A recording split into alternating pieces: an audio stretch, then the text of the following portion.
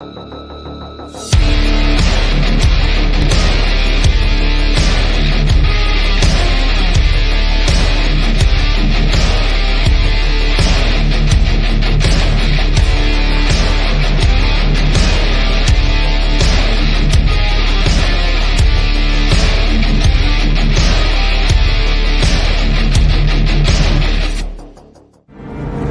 it begins. How's it going? What's up? That was a boss intro. I love that. Thanks, man. I really appreciate that. I have to have Lord of the Rings to start us off and say, so it begins. So it begins indeed. I am here with Br1ghtestD, who is actually, this is the first time on the channel. I'm honored to have him on. He was actually one of the first channels who, for me, really introduced me to the streaming world. And so I have him to thank for that. He did an incredible interview. So everyone go check out his channel and go subscribe to him, because we have an interview together that was like a month? No. It was right after Vegas. Yeah, that's right. So it was about 2 months ago, I want to say. 2 or 3, maybe. Yeah, I'm not sure. But he did get a shout out from Gary today on the Nerdrotic Nooner. I don't know if you heard that. That was pretty cool. I heard it. Okay. I think you need to clip it and probably put it on the channel. But it was very cool. We've even got our very own Gary wanting to subscribe to Br1ghtestD, so I love it. Yeah, thank you all for being here. If you guys are watching this live, or if you guys are watching this later on a re-upload or whatnot of this, but unfortunately our original lineup couldn't make it today. I know with like Columbus Day, everyone kind of has their own day planned out, and so 2 of our guys couldn't make it, unfortunately. So we are just going to run with myself and Br1ghtestD. Martin, hello, thank you for being here. And I also see we have Zach's here, and we also have Rough Girl, which is fantastic. Rough Girl, thank you for being here as well. Zach's is the man. He says he's never even seen it, and he doesn't have an excuse. Well, I must say, Zach's, you are missing out on a ton. You're missing out on Kurt Russell with an excellent beard, and probably one of John Carpenter's best films, in my humble opinion. But the Islington Girl, hello, welcome. Thank you so much for being here. I always see you in Foul Ball Productions chat, and it's always a pleasure to have you here. So thank you so much. Rough Girl, I agree. It is very good. So before we actually get into it, I have the video file here, and I was going to just kind of share some screenshots and go over some of the film, just why, in my opinion, and why my guest thinks that it's a great film for here spooky season. Now that it's October, I was like, we got to do something. We got to do something cool. So tell us a little bit about your experience with this, man. Like, did you recently find out about it, or was this something you've had on your mind for a while, that has been a good film that you've really enjoyed? I knew it was a movie for a while. I don't remember having seen it. But I remember Critical Drinkers review last year. And then that's right. Yeah, it was actually about this time. It was about a year ago, a few days ago. But and I had seen other John Carpenter films. John Carpenter's Vampires is one of the most the more recent ones. Yes, and yeah. He's got a few that I just can't think of the names off the top of my head. Well, Halloween, the original Halloween. Right. Yep. Exactly. Escape from New York, Big Trouble in Little China, I've seen once. He's got a lot of good stuff. And this movie, I think, given how it was received when it was released, is far better to go back and watch now in current day, especially if you are old enough to appreciate some of the aspects of it as an adult that you may not have gotten at the time, which, I mean, I was not even born when this film was released. So Right, yeah, this came out in 1982, and the wild thing about this is that it came out with, like, Blade Runner, it came out with, Halloween 3, Curse of the Witch, I think, Mm. something like that. Um, I think Mad Max 2, Road no, not Road Fury Road? Warrior, Or Fury not, Road, no, or not Fury Road. Oh god. Fury Road was the most recent one, I think. But there was the second Mad Max film had come out. So like 1982 is like the year of like really, really well done films. Of course, Blade Runner, like breaking the mold with Ridley Scott and Right. changing the sci-fi world and everything. So I think when they saw The Thing in 82, they were probably like, this is disgusting. You know, like you said, it got bad reviews. And looking back on it, you appreciate it so much more now for what it's worth Mhm. with its practical effects, with its, you Yeah. know, like it's, That is the best part of this movie is the practical effects. It it, really is. I think it's, and you know, correct me if I'm wrong, Chad or Zach. I mean, in my opinion, and what I think, what I know of The Thing is that it is the movie to go to when you are talking practical effects.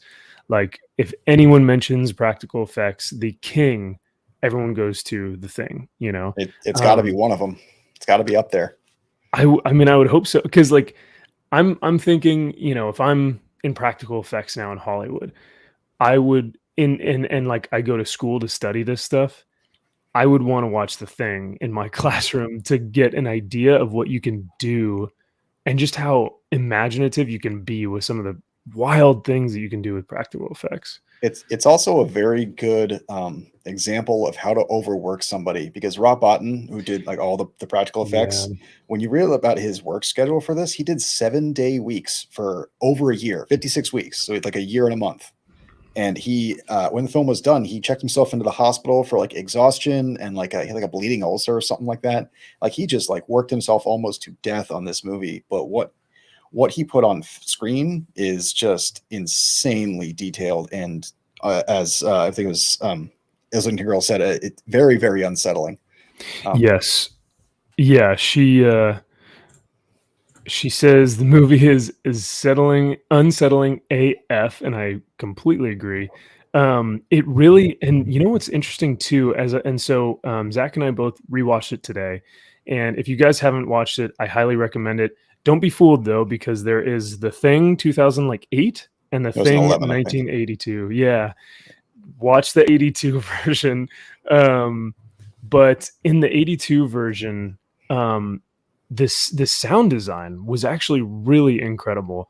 Yes. It has this kind of like gross, like you know when everything is moving around and like things are dripping, and it has this visceral effect that just kind of makes you feel like disgusting, you know, because the sound design really pushes through and almost adds to all of the practical effects. Battle That and 66 Delta. the Oh, go the ahead. score as well because the score is done by the legendary Ennio Morricone, who did Mm, a bunch of westerns and is just a legend in the industry. yeah. It helps to pull out some of the core themes behind the monster. Not even talking about the monster. And another one of my favorite parts of this movie is it touches on several core tenets of horror Mhm. that are timeless. Like so, you have the mistrust between all the characters. You have the isolation, being out in the middle of basically a cold desert. You have the unknown, and on all of that, you place this monster, which you never really see the full complete form of it because it doesn't have a solid form. It's this preternatural, hyper intelligent creature that is just as bit as intimidating as like the xenomorph from Alien. Like you are proper scared of this thing. And they kind of play off of the so you mentioned the xenomorph, and first of all, I can't agree with you enough. The those primal instincts of like who do I trust, or the isolation of feeling so alone, and because you see these guys in this, I believe they're in Antarctica. Antarctica, and they're literally separated from the outside world. They have no comms. They have no ability to travel whatsoever. And we'll get into that a little bit more. So those basic instincts of what we feel as security, having someone safe around us to trust, having a place like a home that we can go to and not feel too isolated from. It plays off of that very basic human instinct. And like you were saying, the score though is very simple but very effective. Just that dun dun dun dun, like throughout the whole film, is really just, it keeps you on edge the whole time, man. And it adds to that horror. Let's see it. Yeah. The Islington girl says the score ratchets up the tension by barely even doing anything. Rough Girl says, I watched the original. I didn't know there was a prequel. I thought it was a remake. Yeah. Surprisingly enough, for those who don't know, but The Thing 1982 is actually technically a remake. John Carpenter did a remake of, shoot. It was like a 1953 movie, is The Thing from Another Planet. He actually goes on record as saying it's purposefully not a remake, even though it's based on the same source material. He very much tried to divorce himself and said it's its own thing. Yes, and I'm glad he did. There was a hey Salmon, what's up, dude? Hey, I hope to see you tonight on McKenna's birthday stream, but welcome to the Thing stream. So I appreciate you being here, Salmon. Yeah, no, there's a great documentary. If any of you guys are big horror fans, there's a documentary called I have it here in my notes, In Search of Darkness. It's about 4.5 hours long, and they do an interview with John Carpenter. And he said that when they initially came to him with the idea, he was like, I love Thing from Another World, and I really don't want to do a remake of it. He's like, I really just like that original film, and there's no reason for me to try and remake it. So it was interesting that at first he was so adamant about like, no, I really don't want to remake this. But then created The Thing 1982, and I'm glad that you mentioned that, Zach, because yeah, I still think to this day, he says, I don't want it to be considered just a remake or a reboot or whatever. This is its own creative thing. And I think you can watch it and have no context of the earlier film and still be fine. Let's see. Yeah, even the Islington girl says the prequel is not super necessary, but as prequels go, it was respectful and it does tie into the beginning of 82's. Interesting. You know what? Full disclosure on my end, I have not seen the remake. I've strayed away from it because I heard negative things. So I just said, you know what? I'd rather have the 82 version and just stick with that, Hey, Ironcaster, welcome, my man. What if the real thing was the friends we made along the way? I don't know. Or the friends we killed along the way. Ironcaster, are you trying to say something, my man? Do we need to start doing blood tests where we have an iron rod and get a blood test for you, Ironcaster? See, for full disclosure, I hate, like viscerally hate hand-based bloodletting in movies and TV. Like you watch anytime someone does like the cut across the hand to draw, I hate that. It makes me cringe every single time. So like when they were doing that in this movie, it's like, it's like the whenever someone makes like a blood pact, it's always on the palm of the hand, and it's so it really is it's brutal because it's such like a sensitive part of, because like if you've ever been cut on the hand, it takes a while for it to heal. So like if I'm using my hand, I'm like using that part that's been sliced up or whatever. But they openly and very nonchalantly just start cutting on each other with this surgical blade, and just to get these blood samples. But let's see. That scene was incredibly tense. It was one of the most tense in the entire movie because they're all trapped in this room together. Like, was it 4 or 5 of them are tied up to each other? Yeah. And then you're doing this thing like, so much tension in that one scene. It was so great. And you know what? Let's go ahead and get right into it because I actually have our screen here that we can go ahead and start looking into, and I'll just kind of go through here. And for those of you who have not seen the 82 version, we will be getting into spoilers, of course. But I figured, like I said, this would be a great movie for us to just go through and just like admire when there's so much crap being put out today. I think it's fun to go over the stuff that we know and love and that we really appreciate, so that we can go over it and like say exactly why we do appreciate it and why we think it's so great. Even though, like I said earlier, when this first came out, a lot of people were not fans because of just how visceral and really just jaw dropping it was. From what I read, it was more to do with the fact that it came directly after E.T., which was a very lighthearted movie with a good happy ending, and this was the opposite of that. This is like if E.T. came from hell, you know what I mean? Like, because the first thing we see actually is the UFO. Yes, the UFO. Yeah. And I rewatching it, because when you think of The Thing, you always think of the guys in the cabin, right? Or the guys in the research lab, and they're doing the blood test, or they're in the dog kennel, like all the crazy scenes that you think of inside the actual research lab. But I totally forgot that like this is a grade A sci-fi alien movie. Yeah. We see multiple times UFOs buried in the snow, buried in the ice. Your background actually is when the guys first encounter what that UFO looked like. Ironcaster says The Thing is a top shelf film, A+. I agree, Ironcaster. It really is above its time. You hear a lot with people saying like, "Oh, it's very timely. This film is very timely, and it's great for today's time." Dude, this film is timeless. It will stand the test of time no matter what CGI gets put into effect. This thing will always stand the test of time. Let's see. Yeah, the Islington Girl. A lot of stuff in the 80s didn't do great, but so many become cult hits. If E.T. didn't go home, yeah, I guess so. He might have become this. That's a horrifying thought, but very, very funny. So yeah, we open with the UFO shot. We go into just a very, very beautiful landscape shot of these like really snowy mountains and the dog being chased by the helicopter.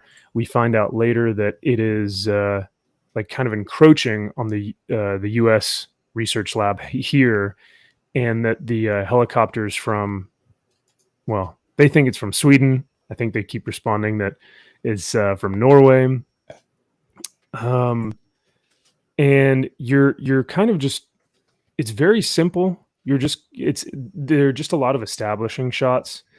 And what I really enjoy about the initial portion of the film too is without even them having to like really set up like, you know, a lot of writing and a lot of banter, whatnot, you start to get introduced to these characters one by one, just by their personalities and how they respond to this dog.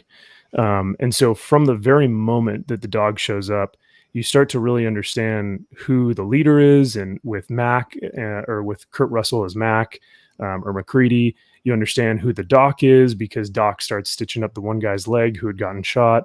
So you just, without, you know, anyone having to do the exposition dump of, well, this is a top CIA agent, blah, blah, blah. And this is, you know, Doc so-and-so. Like, it's very simple. They just start introducing the characters right away. And we get to understand who they are just by their actions, which I think is really cool. This opening shot with the dog is actually how the prequel ends. Oh, interesting. Off into the distance.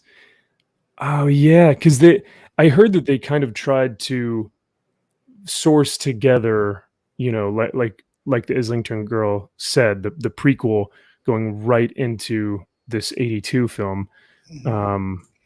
Initially, and this might, Islington Girl, you might have to correct me if I'm wrong, but initially the 2011 film, I think we said 2010, I think they initially were going to try and do practical effects like they were doing in 82, but they were so expensive and it took such a long time that they ended up just saying, you know what, screw it, we'll just do CGI, which is why the CGI isn't as great. because they had, kind of a secondary budget to do that.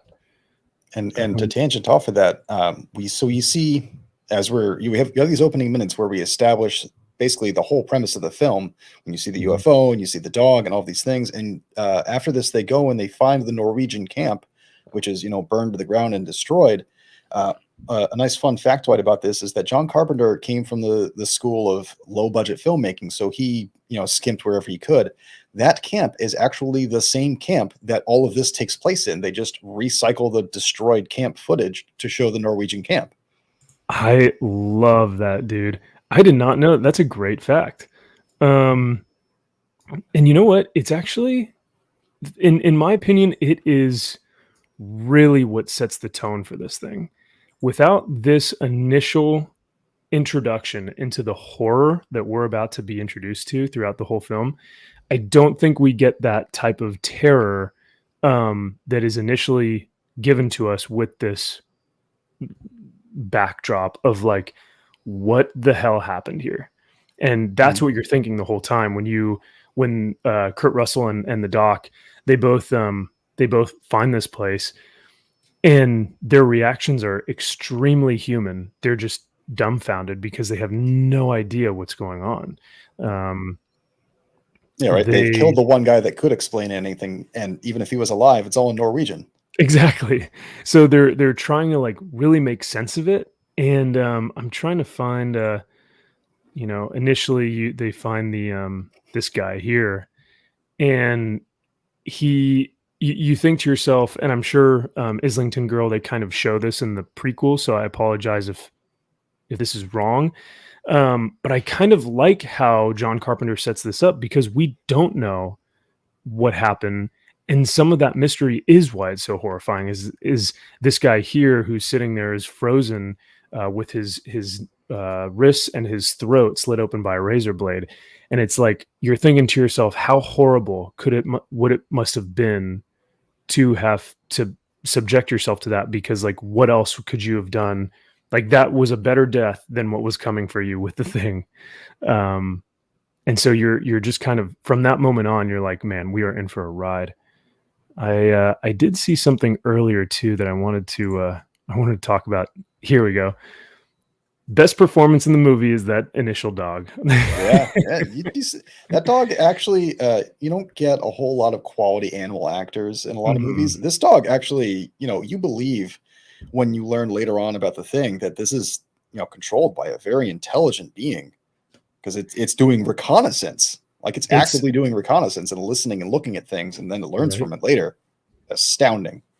It is surprisingly eerie how well trained, I guess, but how well acted the dog feels, because you can just tell that like something's up with it. Animals kind of have that sense that, when something's off, but in this, you can tell that the dog has something off with it. I don't know if they maybe put a filter over its eyes or something, but how it's looking at people is animalistic. Like it's, like you said, like it's doing reconnaissance, and it's watching, how am I going to infiltrate? How am I going to start to prey upon these things or upon these humans? And this scene right here, and I don't know if I'll be able to get a good screenshot of it. But when the actual dog is under that table, it's really, I don't know why, but it's a terrifying image, because he's just kind of looking up at everyone, just waiting for his time. The Art Right, welcome, my friend. Thank you. Please join in the conversation. We are just getting started with kind of going through the film and going over why we think this thing is just so epic, and why we love going back to it and rehashing on such a great film. Let's see. Oh, Rough Girl says Huskies are always thought to be the most intelligent. The alien was very smart to use them. And Rough Girl, I'm wondering if the thing, or if this alien utilized Huskies purposefully, or if that was his only method of escaping, right? Because you think about all the humans of that Norwegian camp killed themselves or died. And so he probably, that thing probably thought, how am I going to get out? How am I going to survive? Because its main thing is, how am I going to survive, or how am I going to reproduce, or how am I going to take over? And its thought might have been, the dog is going to be the best bet for me to get out of here. But that's a great point about the Huskies. I had never really thought about that. I'm sure they probably covered it in the 2011 film, but knowing what we know later on about this thing, how it, is essentially not a singular organism, but a collective, like a hive mind of individual beings, it's very likely that this, whatever took over the dog, could have just been an offshoot of a larger version of the thing that was killed. Like, they burn off all but this little bit, and this little bit takes a dog and runs off. Mm-hmm. Yeah, kind of somewhat of like a little microorganism or something that just is able to attach itself real quick just to get the rest of it, going somewhere to then be able to spread. Let's see. Islington Girl says it's fun, but I would agree it's better to watch this movie first, so fully experience the mystery, and then if you want, go into the whole idea of what happened. Okay, see, I think that's a good way to look at it.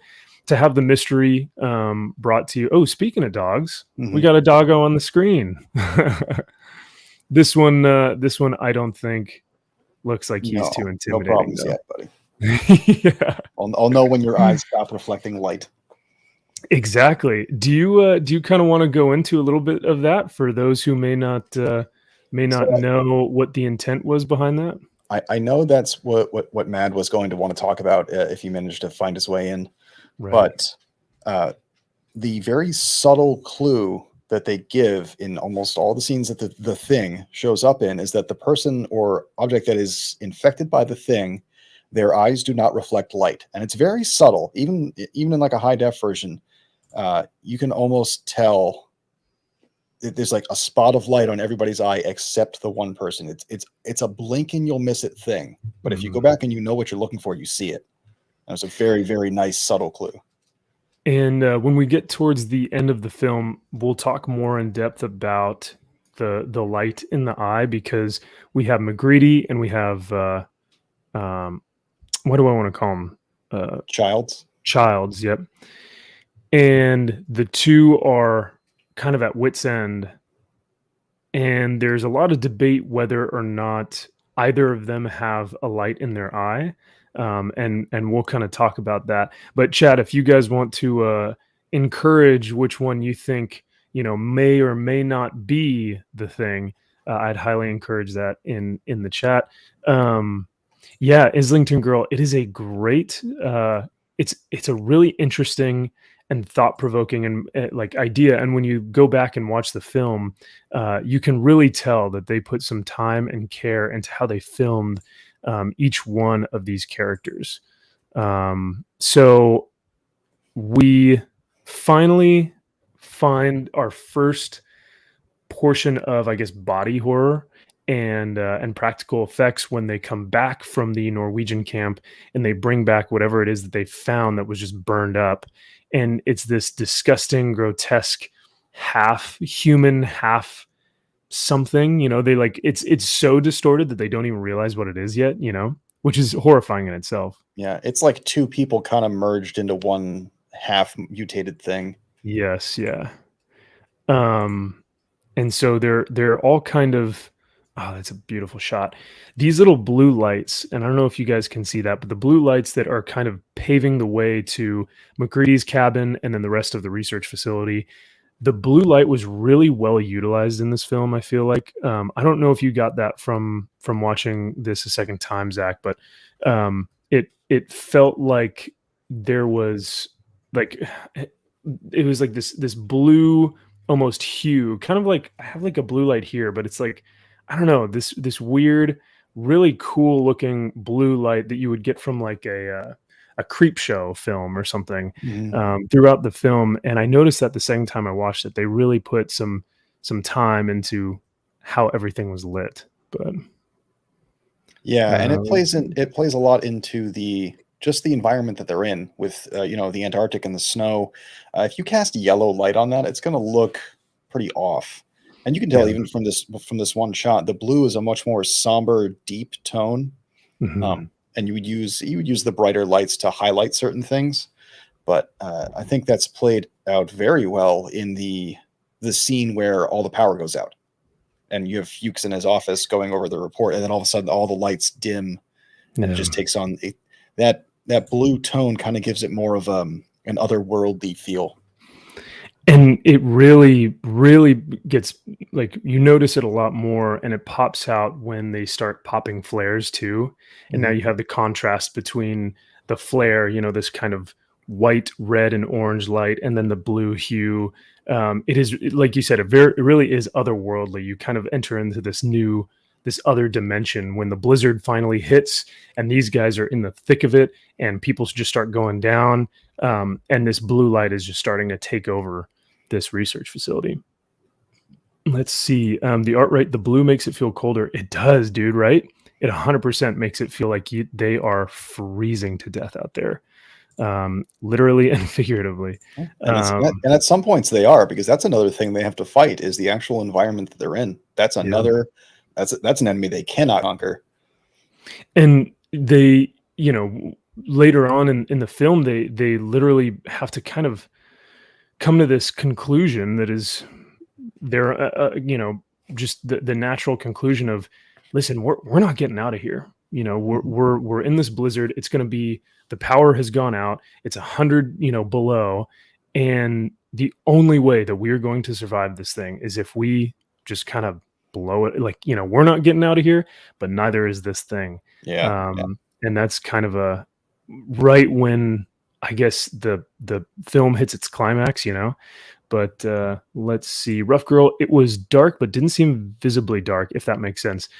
I know what you're saying, Rough Girl. I know, like, in a lot of modern movies today, things can be so dark to where it just looks like grimy, or it just looks like you can't actually see. It's like Wonder Woman 84, when the whole fight between Wonder Woman and Cheetah was like in this dark hue, and I couldn't see them actually fighting. So I think I know what you're talking about there, if that's what you're trying to say. So let's see, let's keep moving forward. Oh my boy, this is where really we get our first example of body horror from the Norwegian camp. We get our actual, our second moving figure that really, I think, if you were to walk out of the movie theater in 1982, I think this is probably where people ended up walking out, was when, and I'm blanking on his name as well, but when he ends up putting the dog in the kennel with the rest of the other dogs. And like I said, that performance, man, that dog's performance is uncanny.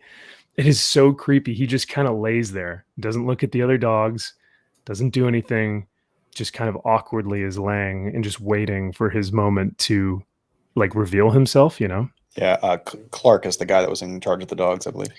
Clark, yes, thank you. And when this thing starts to transform, it is, yeah, here we go. So, just so you guys can get another look at just how well this thing is shot, how well the dogs are trained, how everything is so purposeful to really build tension to where this is your first glimpse at what this thing is going to be.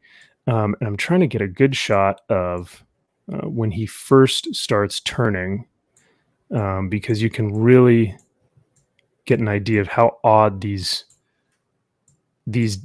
how odd the creature is, and how, like, these dogs really can sense just how dangerous this thing is.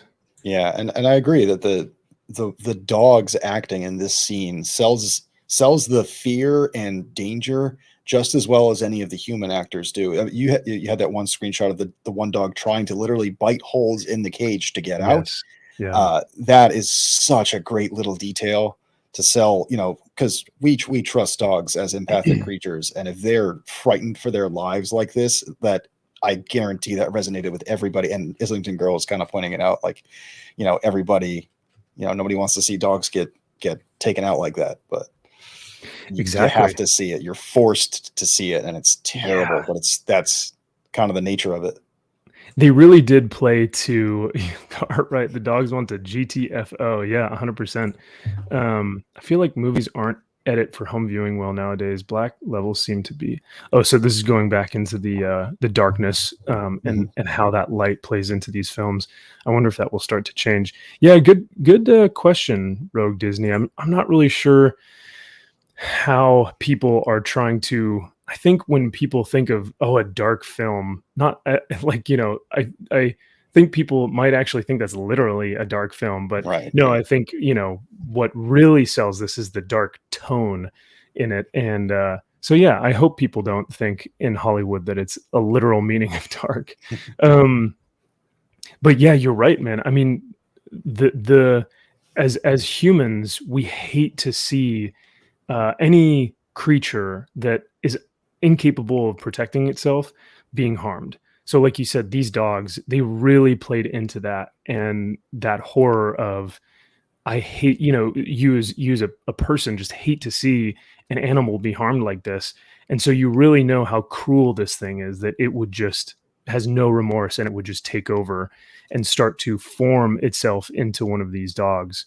Um, and you see the fear on all the dogs, like you were saying, to actually like look at these guys' faces. It's like if you actually saw that in real life, that would be my reaction. And it doesn't get played over the top, but it doesn't get underplayed.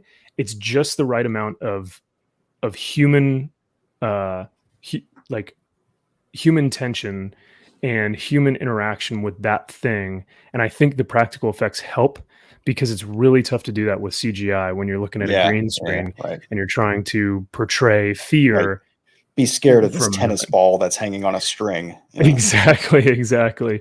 So I do think that these guys are naturally scared for their lives when they see this horrifying thing. And back to the kind of what you were saying about the fence being ripped open by the dog. It plays also to our primal nature of like if there's something locked in a cage with us, we're going to try and find the quickest way out of that thing. And so the dog, you're kind of putting yourself in the place of the dog, being like that dog is smart as hell because he knows he needs to get out of there now. So then we have Childs coming in with the flamethrower and just starts torching this thing. But before he does, he has this human moment of just like, what the hell is this? Let's see. The Artright says when the husky is walking down the hallway, the posit does. It wasn't directed or commanded to do that. It did it on its own. Huskies are that smart. Interesting. I did not know that. Yeah, me neither. Thank you, Artright. What made it worse is that I can't remember what was going on, but it was masterful because of all the people were distracted with something else.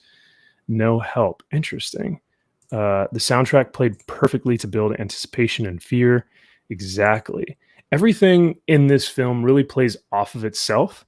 There's never a moment where like the soundtrack is overbearing or where the practical effects are like so in your face that you can't enjoy or see what's going on. But everything just plays off of itself, which I think is a great like commendation to how they filmed this thing. There's I don't know if I can get the exact screenshot here, but there's a moment where the practical effect opens up, kind of like one of those things from Stranger Things. The mouth kind of opens up like this. Yeah, that's in the dog scene. Yeah, it's where we first get the glimpse of it. The mouth opens up into threes, and the for lack of a better word, the head of it comes out. And yes, yeah, and the skull just kind of drops from the head. Do you know? And I think I know how they did it, but you might know more so. But I want to say they did it with reverse engineering or reverse film when all the tendrils are coming out of it and it's all kind of spinning out and wrapping itself around everything. That's a common practice for how they would have done stuff like that back then. Right. And I It's have a either that feeling or like puppetry. Yes, yeah. But that is so oh man, it creeps me out. It's kind of like insect like and then the legs start coming out and everything. It really is a very insect thing for it to be moving around like that, and it's just it gives Yeah. you the chills, man, when you It see it it. really speaks to the time that Rob Bottin put into all this stuff. And another fun factoid about that is we were talking about the darkness earlier. Mhm. Rob Bottin was very, very sensitive about his creations, despite how they look and despite all the time he put in. He wanted very little light to be put on them Mhm. so that in case he had some flaw, it wouldn't be exposed. He was very, very sensitive about that. He and John Carter have both had large reservations about this film being deemed silly or being laughed at, and you wouldn't be able to tell nowadays, but it was genuine, concern for both of them back then. Um, and you can tell that they took this thing seriously because the tone of the film and how that it was brought across was that, listen, we're not effing around here. Like, we want to do this thing service. We want to do this thing well, and we want to bring genuine horror, like, whatever this would look like. Mhm. Um, and let's see. The art right says yes, reverse film was how it was done. Okay, cool. I kind of figured that's how these things were created. Um, this is God. Talk about the lighting. You can see like the flashlight, being put onto it, and so you'd only get like a glimpse of it, and you're not really sure what this whole thing is. But I going back to the mouth that opens up and the skull kind of falls out. There's another point where this thing kind of comes out, and it's another head that opens up. Um, Looking back onto it, there's a great Red Letter Media film or episode on YouTube that they talk about the thing in depth, and I think they had actually talked about Rob Boutin or Boutin. I just say Bottin. I'm not going to try Yeah, Boutin. accent. He was 23 at the time that he made this, Mhm. and which makes sense why he was like under so much stress. But he was 23 when he made this, and one of the things that he did was he took like what essentially a dog tongue would be, and then put hundreds of them together to form the actual head of that thing. So when you see that head come out, look again, because I believe what they were saying is that it's all a bunch of dog tongues that were like forming this odd kind of flower petal head. Yeah. Just so disgusting and wild. um and then we have our man opening this thing up and really just trying to dissect it and understand what it is that they're dealing with, because we as the audience still don't really even know. um and in the documentary In Search of Darkness, I'd also written down something that when they were going through the sketches of like what they wanted the creature to look like, what they wanted it to be, they actually said that they wanted it to seem like this thing had years, like tens of thousands of years of DNA in it, so Mhm. that whenever it did come on the screen, you never knew what it could be. Like, it could have spider like tendencies, or beetle like tendencies, or alien like tendencies, or human like dog like. Anytime you saw it, you never really knew what its final form was, because it had all these years of DNA just packed into it. And I think they hit the nail on the head with it, because there's not one time where it looks vaguely similar to anything else that it has like taken on, I guess. Mhm. Um, but I love that idea of having these thousands of like alien creatures and centuries like that it's taken over, I guess. Yeah, it's this big D- collective amalgamation of everything that's infected, and the only time you actually it's ever a perfect copy is the few times that it has one of the humans under complete control. And mhm. there's one time where it doesn't, and that's when they first catch Bennings, and the Bennings is he's mostly complete, but then his arms are just these wild like webs Oh of my god, tendrils. The that's another thing too is despite all its stealthiness and its intelligence, the inhuman noise that this thing makes anytime it like howls is dude. ear piercing. It So is good. bone chillingly how, because it sounds vaguely human, but it's not. And it's kind of that uncanny valley, right? Of like, it sounds like a human scream or howl, but it's like, it's not of this world. It's so alien, and it's just so haunting. But that the first instance of it, like you said, when Bennings is almost transformed into this thing, but it hasn't fully yet, so it just kind of falls as this uh, dilapidated, creature that hasn't fully reached its like, potential. And it's got these, like, the prosthetics on his hands that are all, Mhm. deformed, and such a great first look at this thing could become any of us. And all it needs is just a few minutes and it can do that. But that howl, that scream really, I think, stuck with a lot of people in the theaters in 1982. It sure stuck with me when I first saw it, and like, probably as a kid in 2000s or something. So Very reminiscent of Invasion of the Body Snatchers, because that's one of the key elements of that movie is that howling, pointing, yeah, that same kind of noise. it's the same the noise Yeah, that yeah. a lot of people make when they don't like what we have to say about films and comic books and all kinds of fun stuff.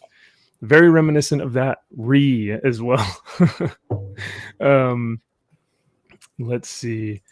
A kid in the 2000s. Now I feel old. I know, right? Well, I was born in 93, Wake Down. So sorry. My body feels old, if that counts. But I was born in let's see. 85.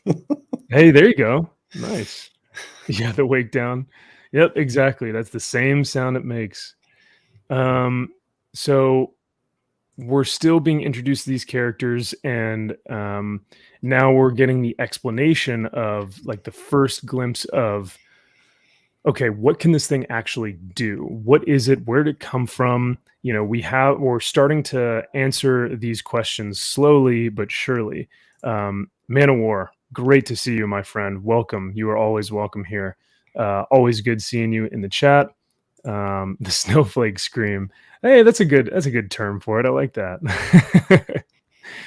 And what's funny too? I don't.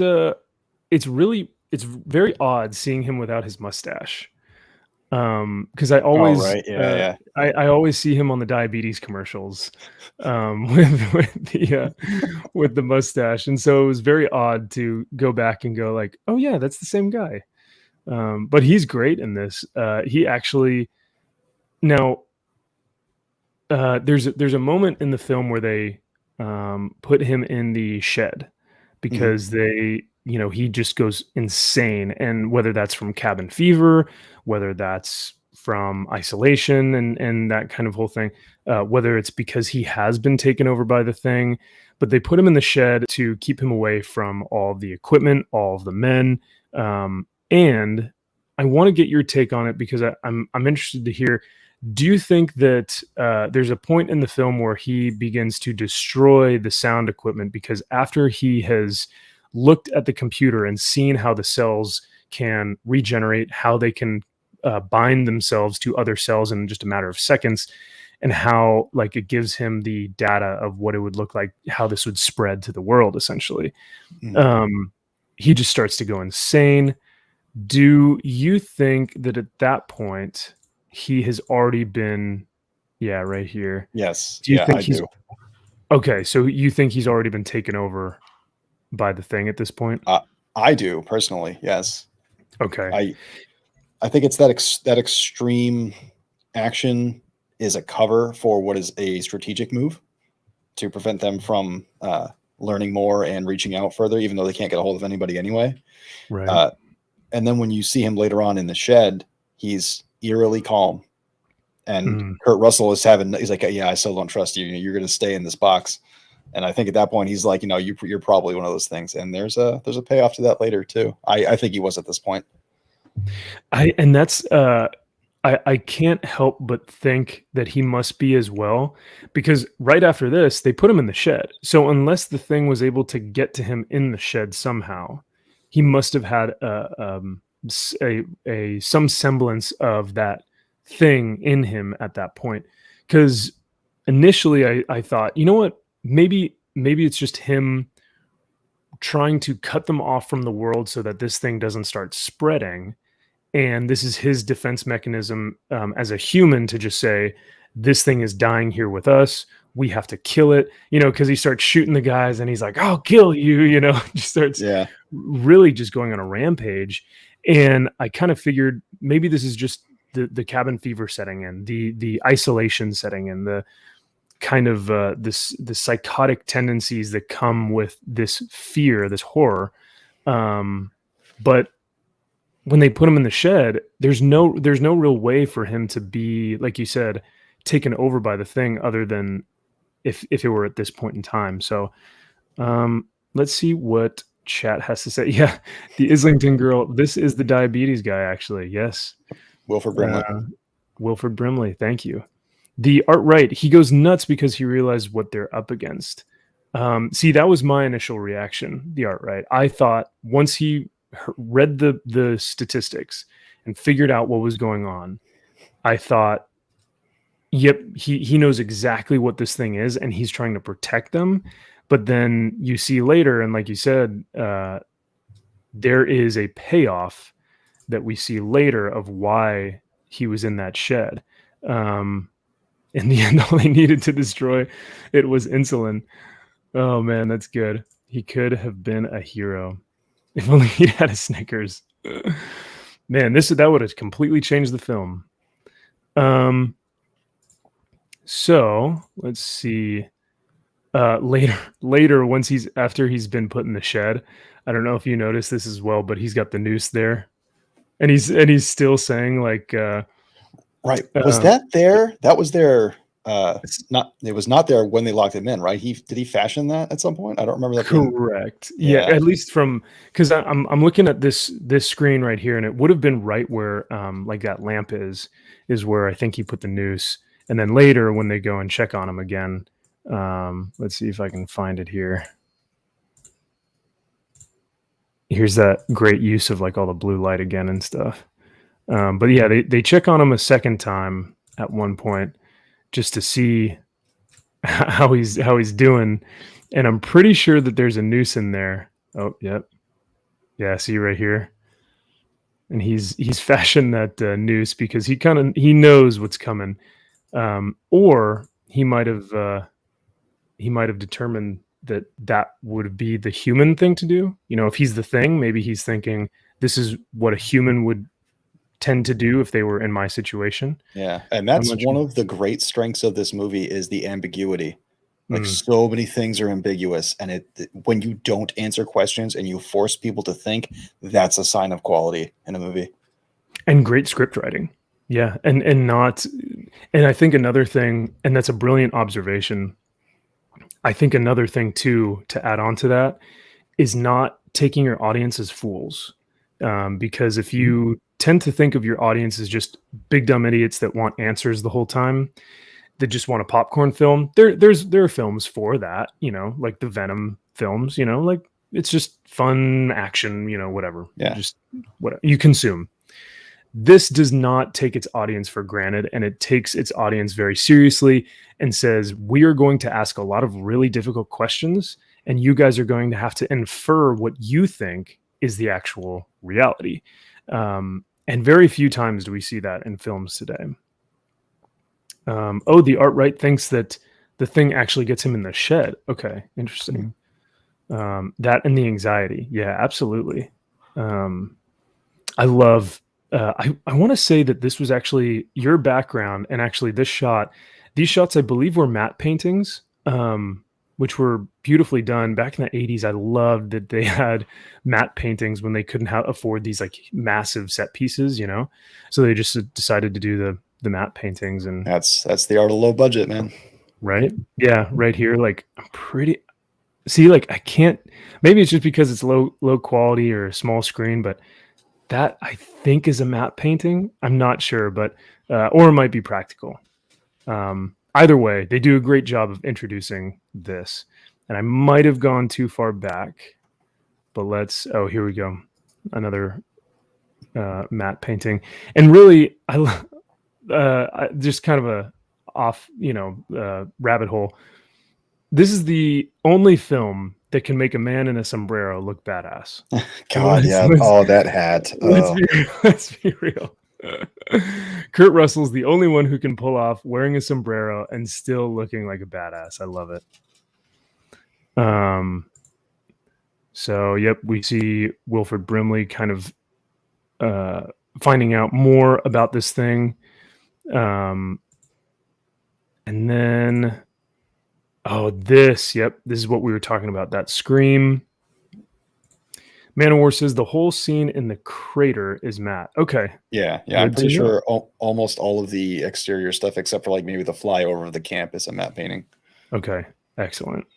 Thank you, Manowar. That is always good to know. Always great while we have chat here to kind of help us out. And for those of you who are wondering what we were talking about earlier about the scream that we were discussing and how visceral and kind of uncanny it was to hear this human/alien scream, this is where we first get our first glimpse of that. So we'll keep moving forward. This is where Wilford Brimley just starts trashing the comms room, and where we, essentially debated whether he had been taken over at this point or not.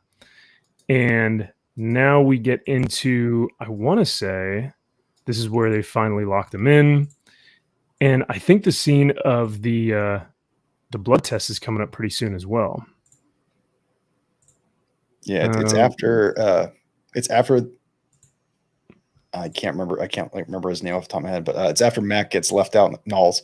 After Knowles leaves Mac out in the cold, and Mac finds his way back in, and he's now got this standoff with the dynamite and everything. This is when they get roped up together, and they decide this is how we're going to figure out who's human.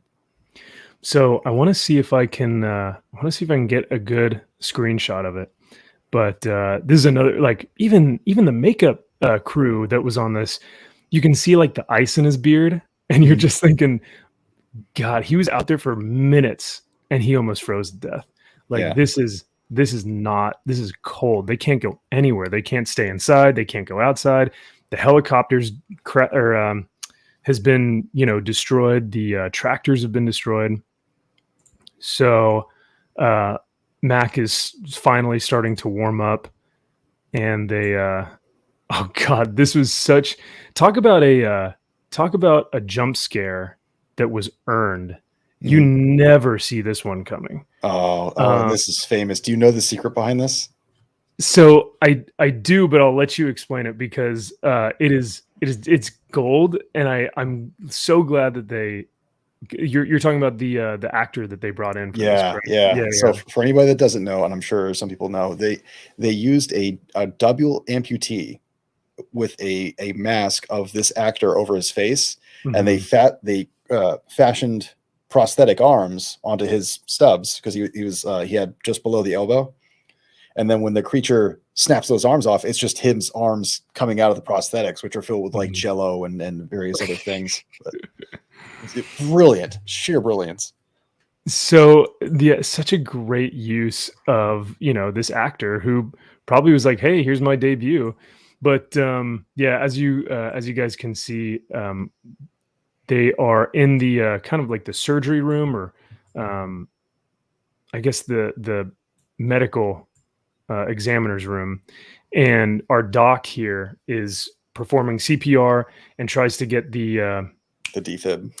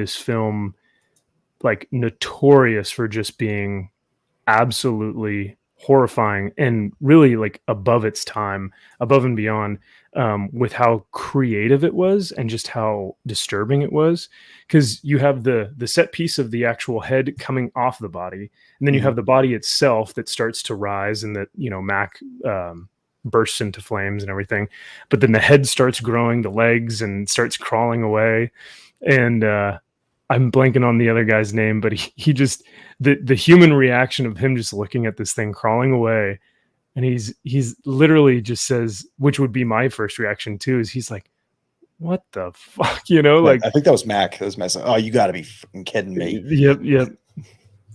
Let's see. So he's torching the thing.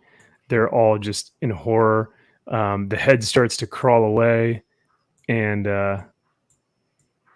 let's see if we can get a good screenshot of it. Yeah, oh my god, dude. Yeah. The like I said, the creativity behind each one of these prosthetics. Yeah, behind Mac, it just starts creeping away. Let's see. The faces of just sheer, like, you're dumbfounded. You're in horror, but you're dumbfounded by what you're looking at. So Yeah. I actually have a nice image of how they pulled this off. One of the concept sketches for this. If you share my screen for a second. Yeah, absolutely. Thank you for pulling this up. So this is a very interesting. You can see. So the camera is behind where the the examiner's light is, and you can see underneath the examining table is where all the magic happens. You can see the head puppeteer. Mm-hmm. See if I can get my cursor. No, I'm not showing my cursor, but yeah, you see the head puppeteer. There's a blood pump for all the viscera. There's a guy standing behind camera, actually forcing the head off the table. It's just a nice, tight packaging and camera work. This is, again, practical effects are just, they're a lost art, and it's sad. But gosh, that is horrifyingly beautiful. Like, if which is kind of a funny way of saying that, but man, what a cool image. I've never actually seen this before. Thank you so much for showing this live, because this is how films used to be made. There was so much technical work and so much passion into really getting that perfect shot to really go above and beyond. Yeah, Rough Girl, she says so much CGI now, because CGI, not only can you place the camera exactly where you want it, but you can have the camera move around the 3D sculpt that you have. So, if they were to do this in CGI now, they would be able to place the camera on a certain, in a certain place in that room, but it might not feel like you were actually in the room with this thing. And like with this photo, you see the cameraman is like right there, just seeing this thing fall. And you really get a sense of, I'm trapped in here with these guys. And as this thing kind of decapitates itself to try and run away and go off. The Islington girl makes a point I was going to try to make, is that they get one take with practical effects most of the time, where CGI you can try over and over again if you need to. But this is like, you screw it up, it's going to be really hard to do it again. Dude, let's see, Islington girl, not to mention some of these effects like in Aliens. Exactly. Gosh, yeah, you guys are on the money with that one. And they really have to, I'm sure the rehearsals alone were probably like, they had to have done it like hundreds of times just to make sure that one take was what they needed to get. The camera angle, rehearsing how the lighting was going to be, rehearsing the puppeteers, like you said, underneath the table, rehearsing the actors' reactions, making sure that everything is in place for that one shot. Because those prosthetics are expensive. I don't know the actual ratio of like prosthetics to CGI and how much one or the other would be, but I can imagine that prosthetics would absolutely be at this point in time more expensive, whereas CGI, you get someone experienced behind some editing software, and I think it's very much it's a circumstance of you get what you pay for in both instances. True. The Wakedown says that's one of the main reasons that modern films lack the impact of their predecessors, the uncanny valley and the human perception. That's one of the things that we talked about earlier, Wakedown, was the uncanny valley of not only just the prosthetics and the practical effects, but the sound design on this really makes you go, what is real and what is alien? What is not of this world or of this earth, and what is human? And that basic instinct of who can I trust, and can my eyes deceive me? That's where the uncanny valley like fully goes into full effect, and why it is so prominent in this film. So great point. The Islington girl, because of the expense of it too, like all the people involved in setup, only one take was possible. Yep, exactly. So speaking of one take things, there's a scene towards the end of the movie where Kurt Russell throws a stick of dynamite and he gets blown back by it. That's actually a real reaction because he threw a real stick of dynamite and didn't anticipate it being as strong as it was. So he was actually blown back by the force, and they just used that take. Was that in the cab? Like when he throws it into the cabin with the UFO underneath? Was that the same? I don't know, because there are like 3 scenes where he throws dynamite. I think it was the one where he was throwing it from the building to the outside, where the thing had ran outside and he was trying to. I think it's that one. Okay. Let's see if we can. Oh, it's right after the blood scene, or it's right after. Yes, right here. Yeah, because he goes running out. Yeah, and then he throws the dynamite and it blows up, and I'm pretty sure he gets blown back a little bit by it. Right here, yeah. I'll have to pause it a little bit so that we don't. No, you're fine. There's no audio, and we're throwing commentary over it. If they claim it, you can just say that we're. Yeah, excellent. I think it's this. You'll see him. Yeah, just keep going. Okay.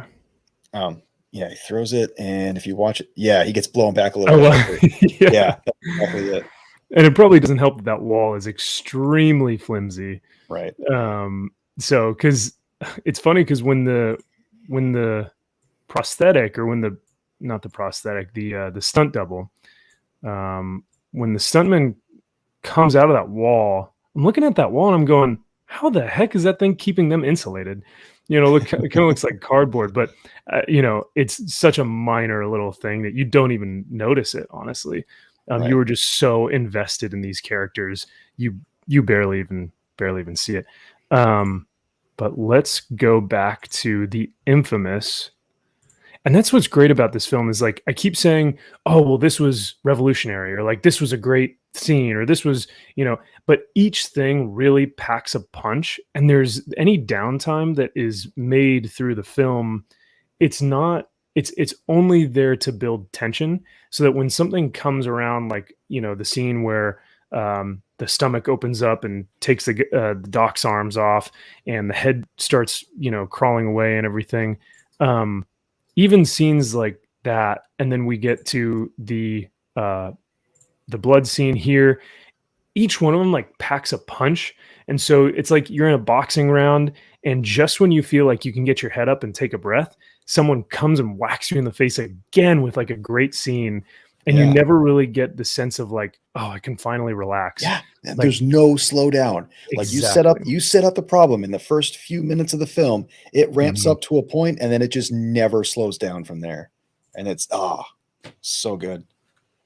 Oh yeah, sorry. I should probably you shouldn't probably look at the yeah, I mean, I've already watched it once. It's just a thing, like just oh man, it's so good. So I will say, so earlier in the commentary, we did mention everyone's eyes, and I want to see if we can actually see a little bit of that here. So if you guys look at, if you pause it right there, you can tell. Yeah. Yep. So you can see Kurt, and normally I think just in filmmaking and in real life too, when you look into someone's eyes, you can see a glimpse of light into it.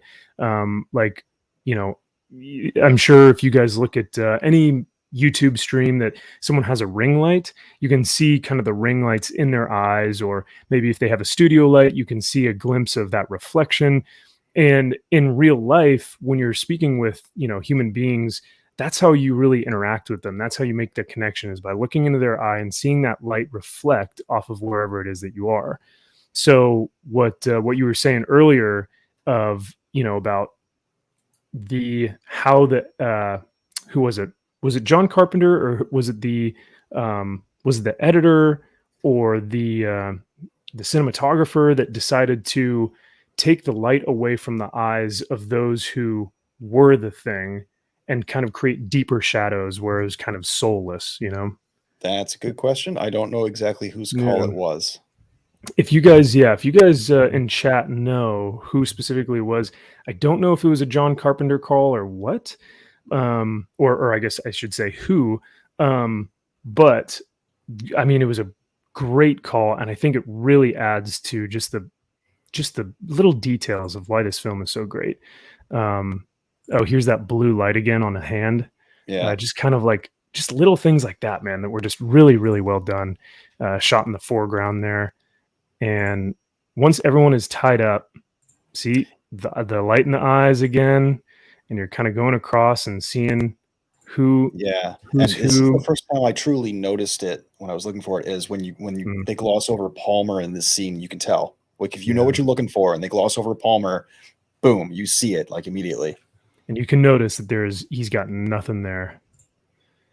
Let's see. So this is Mac's speech basically saying, if any one of you is going to respond to a defense or have a defense mechanism to this response, this is how we're going to know if your blood is attacked by this hot wire.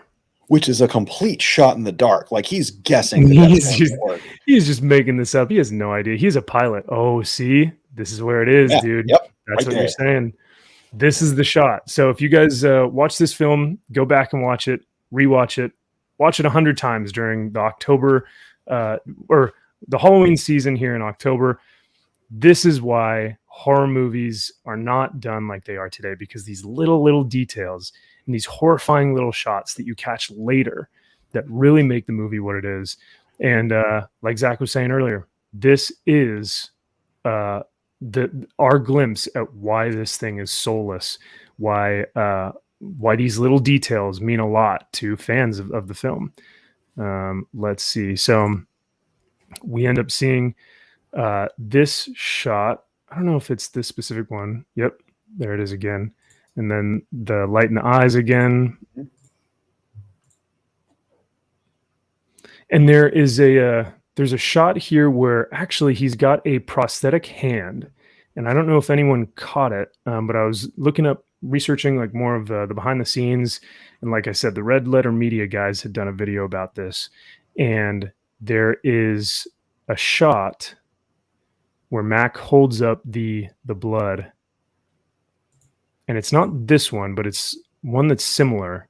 And he has a prosthetic hand, and you don't notice it at first. So then the second time when you see it, you just kind of take it at face value, and you don't even notice it the second time. But that's when the actual thing pops out. So this shot right here, that's actually a prosthetic hand.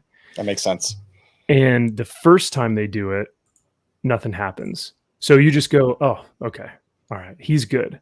But they take that same angle and that same shot, and because you're used to it now, you know, and then the second time they show it, that's when the thing pops out of the petri dish or whatnot. And I think that's brilliant, because it kind of it tricks your mind into thinking, yeah, it's safe, you know, nothing's gonna come out of this thing.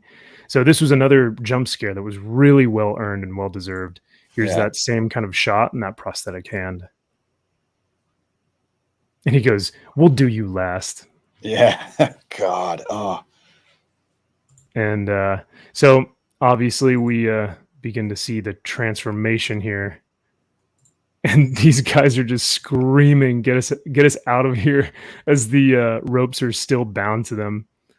That shot too, like when the thing flies up onto the ceiling, I'm wondering if they did another reverse thing where they just had a body fall, but then they flipped it in post, you know?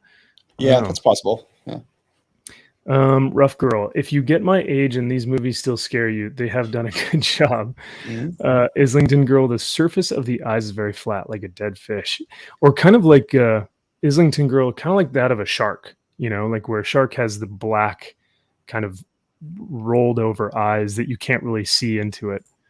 The art right. At one point, you can see McCready's doubt if the test is working. Right? That's such a good, because, like you said, there's this like he's just kind of going, I hope this thing works. You know, he's a pilot. He's not a scientist or a doctor or anything. He's just going, I think this is how it's going to work. So that's just a testament to Kurt Russell's acting and John Carpenter's direction, and saying, listen, you don't even know if this thing is going to work. You're just kind of, you know. Yeah, he's guessing. He's completely guessing.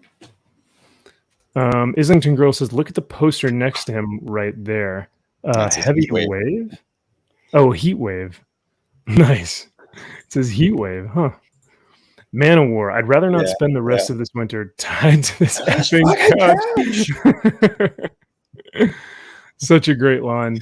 It really is so like human, like, and that's what these guys have, these human moments and these human interactions, and why you can like so I guess relate to these guys, because they're just these blue collar workers that are just like, guys who are in the middle of nowhere just trying to survive this thing.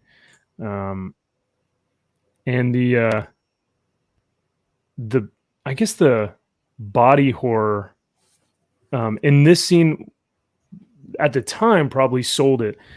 It's not as, it doesn't hold up that much. No, That that was that was definitely not one of the better scenes of this movie when you watch that right. obvious fake body The flopping the around. body, yeah. But that last shot, that looked like it was a stunt man, which was pretty impressive actually. He got thrown hard against that wall. Yeah. I love watching stunts back in the day as well. The other So thing, go ahead. sorry, the other thing that I noticed about this, which is kind of like the last point I want to make, is that every time we see the creature in this movie, every time we see a new instance of it, it is more. It's more biomass. It's more monstrous. It's more nightmarish, and it's. There's only a couple of times where it's the thing, but it's simple when it's a person. Every other time, it's just like it's a growing threat up until the end. Yeah, and I won't. I guess I won't keep us from seeing that. If I can get us a snapshot of it, a screenshot, we'll see that final culmination of just how disgusting and grotesque this thing really is. Let's see. The art right says second best line in the movie. The first one, I think, being, yeah, you got to be effing kidding me, when the spider head starts walking away. That might be the first one. I also really like when they first show up to the Norwegian camp, and Mac goes, he goes, "Hey, Sweden," and Doc goes, "I think they're Norwegian," or something like that. Just a funny throwaway line, The other good one is trust is hard to come by around here now. Yeah, really sets the tone for the whole movie. Really, yeah. I think that it really is just kind of the, if the thing had a subtitle or like a secondary, it would be like The Thing, trust is hard to come by. Rough girl, found myself swaying back and forth while they were tied up. Right, you're dying because you're putting yourself in this situation, and the camera angle, I think too, is almost like claustrophobic, because you're in this small little room with these guys, and you're kind of trapped in there watching them, and so you kind of feel like you're on that couch too, and you can't really do anything about it. Just like the dogs in the kennel. Exactly. Such a great point. Thank you. The art right, the last line in the movie, it's awesome too. I don't know if I recall what that one is. Yeah, when they're outside and they're like, well, let's just wait here a while and see what happens. And brings that ambiguous ending to the movie. Takes a sip of the Jim Beam or whatever it is that he's got. This was really, I watched this today, like I said, I rewatched it, and I loved the sci-fi element to it, because when most people think of The Thing, they go, oh, it's another horror movie, but it really is more of like a otherworld alien sci-fi, because you have these space. This is the third instance of a spaceship that we see, and this is underneath the cabin from where they had put. Yeah, I think he said he was basically like building another one to try to escape with. And he goes, "Yeah, what would he be trying to, or where would he trying to be going?" And McCready says, here, yeah, essentially just anywhere but here, because this thing is just trying to either freeze itself so that it gets uncovered, because it can live through these frozen tundras, so it can either fall asleep, freeze, and be uncovered years later, or it can go and reproduce and spread its ilk to the rest of the world. I would say the only movie that is close to this in theme lately was Life, which was, I forget how many years ago, but had Ryan Reynolds in it. Yes, yeah. Was that? You know what? The ISS. Was that Jake Gyllenhaal as well? I think so. Yeah. Because I know that there's the one where it's kind of like they take this alien cell and they put it in that little Jake closed Gyllenhaal. off area, and it starts to attack the astronauts that are in that space shuttle. Yep. And a lot one by of one, the same themes. Yeah. yes, and one by one, it just starts to grow. Yeah, life was kind of a trip because at the end, spoilers, the escape pod, lands in Earth. You see that ending coming a mile away, though. You do, and that was the only reason why I don't think it holds up as well as like The Thing or Alien or Aliens. It took similar concepts and just kind of it was a really well done film. But yes, very similar concepts to all of these. Also, if you guys are interested in horror sci-fi, also check out Sunshine. It has a young Chris Evans, I believe. That is also a fantastic, fantastic film. All right. So we'll kind of move through the ending here. At this point, the guys have just figured, you know what? We're done. There's really nothing we can do except blow this place straight to hell and burn everything here so that the thing cannot survive. Which is kind of what I'm sure the Norwegians thought that they were going to do as well. Mm-hmm. So you see these guys having similar. There's Wilford Brimley again. Part of me kept wanting to go take off and nuke the site from orbit. Yeah, right. This is where we finally get our last glimpse of what this thing finally turned into. Now, I guess I'll ask you this. What do you think about this ending? Do you think it has a good payoff? Do you think this was earned? Would you like to see more of a fight with Kurt Russell and this thing? Or do you think that it's a good ending to what is, in my opinion, an excellent film? I think they did as much justice as they could. I didn't like the effects in this particular scene with all those tendrils, but I think because so many aspects of the ending are so ambiguous, I think if you change any of them, it just ruins. It has like a cascading effect to ruin all of them because you don't even know if they actually killed the thing. They just assume that they did, not even going between the two of them.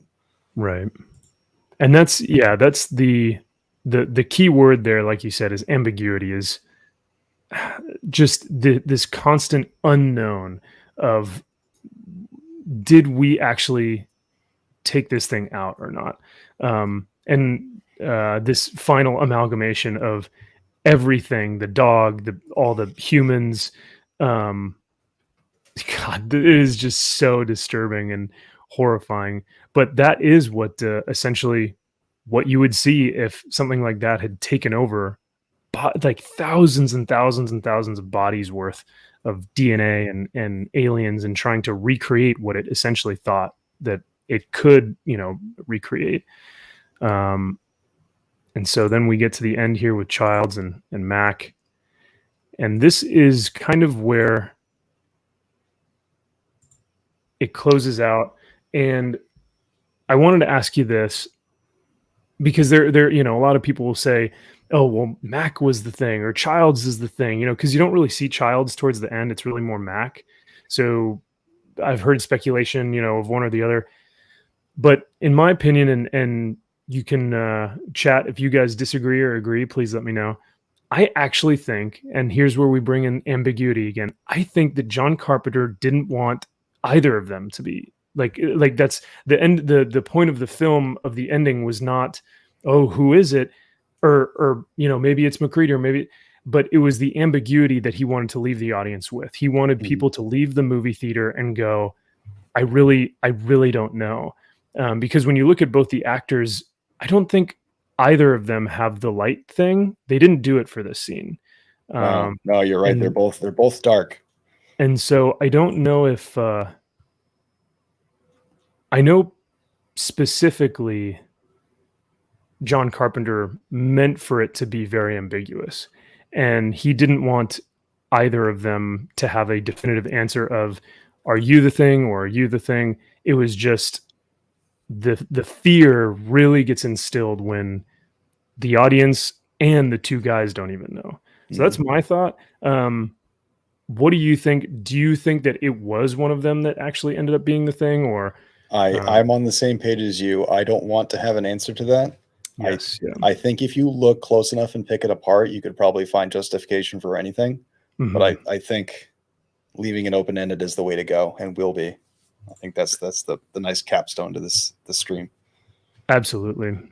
Battle 66 Delta says, this is the first chat I've ever been in where I got more out of it by just quietly reading, watching, and socializing. This is awesome. Hey, man, thank you so much for saying that. I am extremely grateful that you are here. Know that you are always welcome. Yeah, this has been a fantastic little review of a incredible film.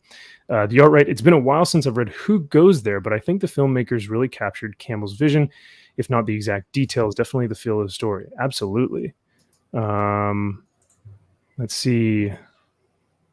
Came to support, but stayed for the awesome info and the content. Hey, well, thank you so much, Battle 66 Delta. I appreciate that. The art right, I don't want an answer to who is the thing at the end. The ambiguity is perfect. Yes. Yeah. I think, and that's what's great is like, yeah, even Rough Girl, I love not knowing. Islington Girl, the great thing is that we don't know.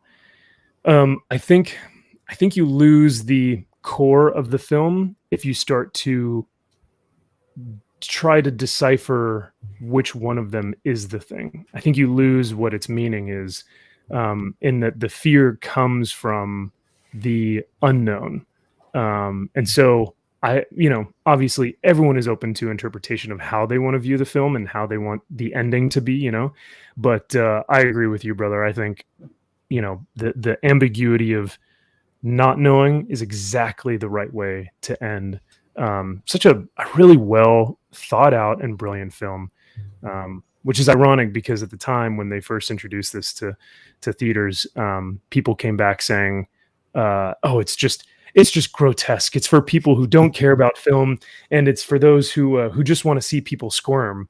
It was really interesting reading some of the old movie reviews on it, and having how people took the film and they completely just dissected it the wrong way, because they thought that it was just meant for people who wanted to gross others or the fans out, when in all actuality I really think there's a lot of care and effort and really well storytelling here to make people fear what they don't know. Right. I agree. And I think that's probably, and I tried to say it before, one of the key tenets to quality is standing the test of time. And this movie does that. In spades. I mean, nothing has made me more fearful than the initial dog kennel scene, at least for me. I think, because you see the creature like transforming later, and like whether that's in the medical examination room or whether it's the blood testing scene.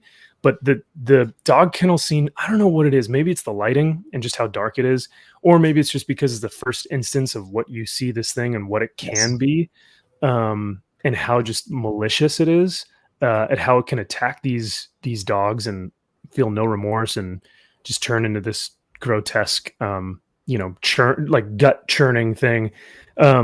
So really, when I see that, it brings me more fear to see that and not know what's going on than to watch another, The Conjuring 27, and then have like a jump scare in a haunted, spooky house. It's the creativity in horror now is like, hey, let's put another jump scare in there.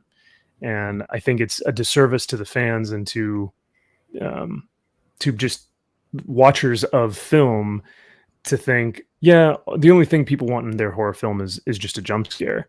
When obviously you see a film like this and you go, no, this is intellectual horror too, not just body horror. So. Right. Yeah, I agree entirely. I think there's very few modern horror films that I would go back and say, yes, I can watch this again and it can genuinely get to me. Yeah. The list is very short. Right. Yeah. Oh, 100%. Are there any, before we kind of wrap things up, are there any other horror films that that you would recommend for the Halloween season for anyone to watch? Ooh. So with the forthcoming Hellraiser remake, I would say go Oh, back and watch the original Hellraiser, dude. because that's, you want to So, talk about a concept and a cult classic. That's right? probably a good one to start with.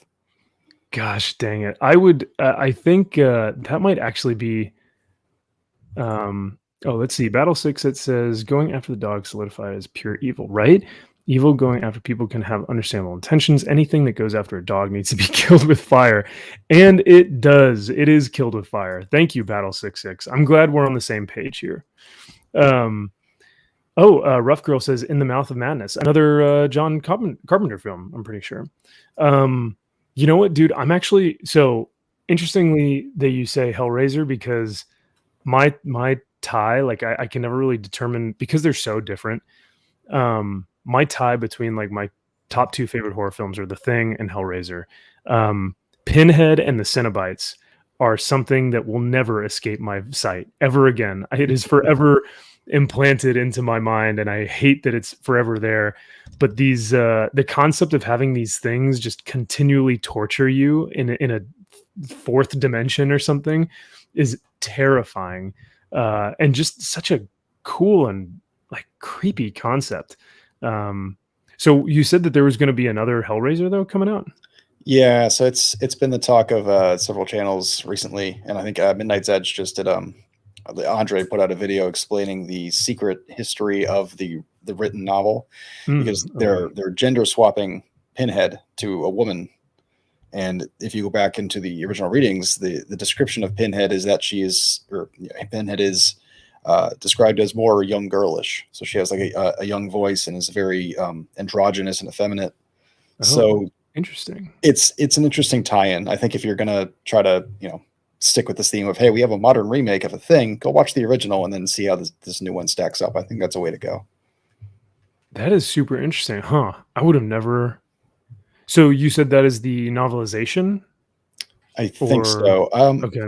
If you can mod me real quick, I'll drop Andre's video. You know what? I am actually not 100% sure. I will be 100% transparent, and I'm actually not sure how to mod people. So go to the stream chat in YouTube. Okay, let's go. I'm gonna go ahead and get out of here. And then click on the right of like any message. Let me type a message. And then if you go to the right, there will be three dots, and you click them, and it should say add moderator. By the way, oh, sorry. Go ahead. Yeah, that was it. Okay, so manage moderators, correct? Yeah, it should just should say add moderator. For those of you who are watching the stream, I do apologize. These are some of the things that you get as a young up and coming YouTube channel. So I do apologize, but thank you guys for hanging in there with me. Let's see. And for those of you who are savvy enough to just go to YouTube search, go to Midnight's Edge and look for the video that has a female Pinhead on it. It's one of the newest ones. Yeah, because I have. I'm going to go ahead and see if I can hit manage, because I don't see add moderator. So I'm going to go to, and then if I go ahead and type you in here, it's not coming up, unfortunately. So I'm going to have to probably do this on. Sorry, we can handle it in post. For those I was of you going to say, I can do this. I'll just type this. If you go to youtube.com and then add this bit to the end of it, it should bring you to the video. Excellent. Because yeah, Hellraiser is unfortunately, as a franchise, real rough. If you watch Hellraiser 1 on its own and you just take it for what it is, just like The Thing, I think if you watch The Thing solely as a solo movie, as a singular film, same thing with Hellraiser, they stand alone and they stand the test of time both. There's some awkward effects in Hellraiser as well, but both were in the 80s, and so you're going to get that. but the storytelling and really just the horror and creep factor. I mean, Hellraiser is or Pinhead has become one of the most well-known images of Halloween and horror, in my opinion. I mean, you obviously have Freddy and Jason and Michael Myers and all these, but out of all of them, Pinhead is by far the most terrifying, in my opinion. Freddy has had his campy, creepy, goofy stages, but Pinhead in that first Hellraiser film never lets up and continues to torture and just terrify my nightmares. So Battle 66 Delta says, Max, you need my little Asian. She speaks to the wizard boxes. You know what? Battle 66 Delta, I might have to take you up on that, my man. She does some great work for our fellowship. And I hope she's actually doing better, man. I know she is recovering in the hospital right now, so I hope she is doing great. My prayers go out to you and her both. But yeah, she could probably help me do this stuff too. Let's see. I think that should be it. Yeah, Battle 66 says, ooh, that sounds Googleable and look upable. Rough Girl says, if you can get a chance, there's a cool video about Titanic versus Event Horizon. Interesting. Event Horizon was it was like, I remember watching that in 2019 for the first time. And I said to myself, is this the first Space Marine film we've ever watched or that we've ever gotten? I don't know if you saw that one, Zach, Event Horizon, but. Oh yeah. I watched that. Actually watched that last year. Oh, did you? Okay. What'd you think? That's another one that is, if you're going to go classic horror movies, that's definitely got it. It's more special effects heavy. There's more CG in it because it's newer, but it definitely, there's a lot of nice visuals in that, and the themes are very much the same. Isolation, unknown, unknown thing that you're fighting. It's a lot. I think they also even bring into the fray like this other dimension, because they're traveling. They have, like I said, I saw it in 2019, but I believe that they're either traveling towards a black hole or what's going on, Jay? Yeah, it's like they have like a black hole warp technology. It's very much 40K. It's very warpish, right? I 100%. I was like, when they said warp technology, I go, hold on a sec, is this Warhammer? Are we getting into some Space Marine territory? Hey, Drunk 3PO, thank you so much for stopping by in the chat, my man. You know what? I don't have my Rebellion hat on me now, but Zach has me covered. He's wearing it for us. And I have it right next to me, but I obviously don't have legs in this scenario, so I can't get up and get it. But Battle 66, weren't the Jarheads and alien Space Marines technically? You know what? I guess you could say they were like the Imperial Guard. You could also say that what's the great film? Well, it's not. It's with oh man, I'm blanking on it now. But another great envisionment of what like Space Marines would like look like essentially. Drunk 3PO says Geeks and Gamers is just as good. Yeah, man, come on, we got to rep the merch. We always have to rep the merch, especially when Zach actually got to come out and see you guys in Boston. I didn't get the chance to do that, so I heard it was a great experience, man. Though, so it's pretty good. Vegas was still like, that sets the bar, man. Dude, it still tops the charts. It's still, to this day, you reminisce and you look back and like. It's you look forward to like the next large meetup because next time I think it's even going to be a little bit larger, if that's possible. So it's definitely possible. Rough Girl says Vegas was lit. Yes, Battle 66. Thank you for reminding me. Starship Troopers. That was the one I was thinking of. And Rough Girl. Yes, you had that as well. You guys both. Thank you. My mind goes. Whenever I hear 40K, my mind just starts imagining what being a Space Marine would be like. So all thought goes out the window. But like I said, Jay, thank you for stopping by. You are always welcome here, my man, and we will always rep your stuff. It is a pleasure to have you. Let's see. The Islington girl, I want to go to the next big meetup. You will be there, I assure you, and we will all meet each other there and have a good laugh and a beer, and it'll be great. Oh no, the art right. Starship Troopers is a sore subject for me. Oh man. Why do people love coming here so much? I grew up in this town. It just doesn't seem that great. Huh. I wonder if are you talking about California? Huh. The art right, love the book, or maybe he's talking about Vegas. Maybe that's why. Yeah, I think Vegas was just the collection of all the people and the events that were going on. I don't know if it was so much, hey, we're in Vegas. It's like we're doing this thing that just happens to be in Vegas. Right. I mean, we could have had it in, I don't know, Utah, but just the fact that, hey, we have Thursday, Friday, Saturday. We have 3 days essentially to just meet as many people as possible, like introduce ourselves to as many people as possible. You kind of just your body just accepts like, hey, you're not going to get much sleep. You're not going to you're kind of going to go all out, and for the next 3 days, like that's just how we're going to do this. And like you said, whether it was Vegas or whether it was some undisclosed location, I think it would have been the same thing.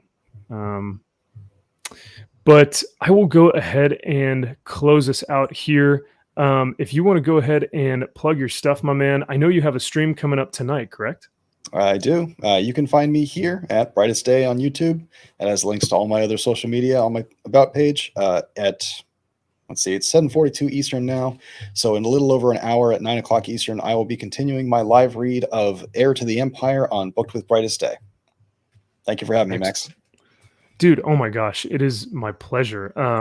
Like I said, I still can't thank you enough and attribute a lot of my streaming, my live streaming to our first interaction with that interview. So you really were instrumental in kind of getting me into the streaming lifestyle, I guess, and into this like platform.